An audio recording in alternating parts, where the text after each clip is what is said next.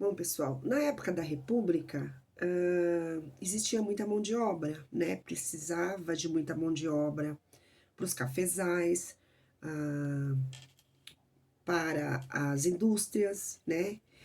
E os trabalhadores, na verdade, eles não queriam ficar aqui no Brasil, porque eles tinham medo de pegar doenças, né?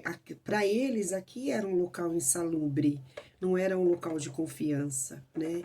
E com isso o Brasil foi perdendo a produtividade, a mão de obra, né? Porque se não tem trabalhador, não vai ter mão de obra, não vai ter avanço econômico nesse sentido. E aí a saúde, mesmo assim, nessa época, ela continuou precária, né? É, a precariedade da saúde não teve melhora. Então, assim, ah, uma época muito difícil, porque as pessoas queriam trabalhar, porém ficavam inseguras em relação à assistência à saúde, né? Ficavam com medo das epidemias, ficavam com medo das doenças da época, tá? Isso na época da República, né? No ano de 1900 a 1920, esse tempo foi marcado aí por várias reformas urbanas e sanitárias, né? Porém, ainda assim a saúde ia ficando para trás. Então, assim, a, existia-se muito investimento em vários setores, porém o setor da saúde ele era ainda assim o que ficava para trás, o que não tinha muito investimento. Não se tinha muito investimento na saúde, não se via ali a necessidade de melhorar a assistência da saúde da população, né, no Brasil nessa época aí. E mesmo com essas reformas urbanas, essas reformas sanitárias, né, o Brasil ainda seguia refém dos problemas sanitários e das epidemias. Então, mesmo com toda essa reforma, a gente tinha epidemias, muitas doenças, né?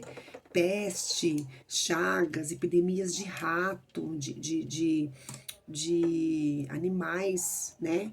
Então, era muito difícil lidar com tudo isso, porque não tinha um planejamento, não se tinha com a gente, como a gente tem hoje, uma vigilância epidemiológica, né? Uma vigilância sanitária para poder fazer prevenção. Então, naquela época não tinha nada disso, né? Então, as doenças elas continuavam matando muita gente, elas continuavam se alastrando e fazendo aí os mais pobres, sempre os mais pobres e os mais desfavorecidos, vítimas, né, das pestes, das doenças, né? Então, assim, mais uma vez, mesmo com todas as reformas urbanas e sanitárias, a saúde ainda tinha a sua parte ali, o seu, a sua importância, digamos assim, né, renegada, tá?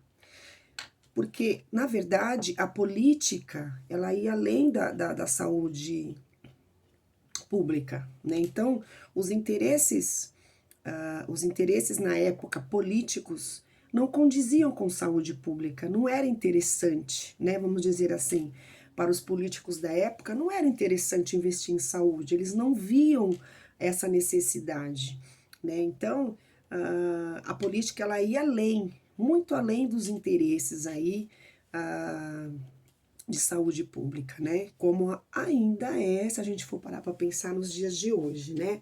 Com o nosso investimento da saúde, se vocês verem como é interessante a história da saúde no Brasil, que muita pouca coisa mudou, com exceção do SUS, né? Porque o SUS hoje ele é um sistema aí, o maior sistema de saúde do mundo. Mas se vocês forem parar para pensar na história da saúde do Brasil, ela se repete ainda nos dias de hoje, né? Então, assim, o investimento é muito pouco, né? Pelo tanto de dinheiro, pelo tanto de dinheiro que se arrecada, ainda é muito pouco, né? Para a gente for parar para fazer aí um balanço, é muito pouco que se investe na saúde, né? Então, nessa época, eu espero, pessoal, que com esse vídeo vocês consigam responder o questionário, tá? Que aí eu já tô fazendo aí meio que um resumão, aí vocês já vão encaixando isso nas questões do questionário número 1, tá bom? Então tá, eu falei que a política ia além dos interesses, né, de saúde pública. Aí, nessa época, o médico sanitarista, o médico Oswaldo Cruz, ele começou a realizar campanhas de saúde. Essa época foi muito difícil porque ele tinha que convencer a população da necessidade da vacina. Ele precisava convencer as pessoas que tinham que tomar vacina. É muito resistente as pessoas na época, ninguém acreditava nessa coisa de vacina, né? As pessoas tinham medo de tomar vacina. Como a gente viu naquele movimento anti-vacina que eu mandei para vocês, né? As pessoas achavam que a vacina ia trazer outros tipos de doença e não ia prevenir de alguma outra patologia, né? Alguma patologia, seja ela qual for.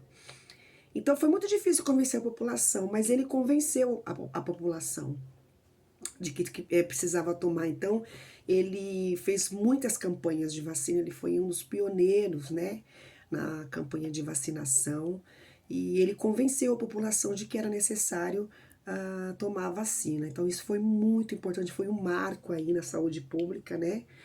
Lembrando que nessa época também houve a gripe espanhola, e aí ela matou nada mais, nada menos que mais de 300 mil brasileiros. Olha só, né? Mais de 300 mil brasileiros morreram com a gripe espanhola. Então, olha a importância da vacina, né, nos dias de hoje. Hoje a gente não tem mais essa gripe, mas porque anteriormente esse médico, esse sanitarista, resolveu fazer essa campanha de saúde, convenceu as pessoas da necessidade da vacina. Então, isso é muito importante dentro do nosso histórico aí de saúde pública, né?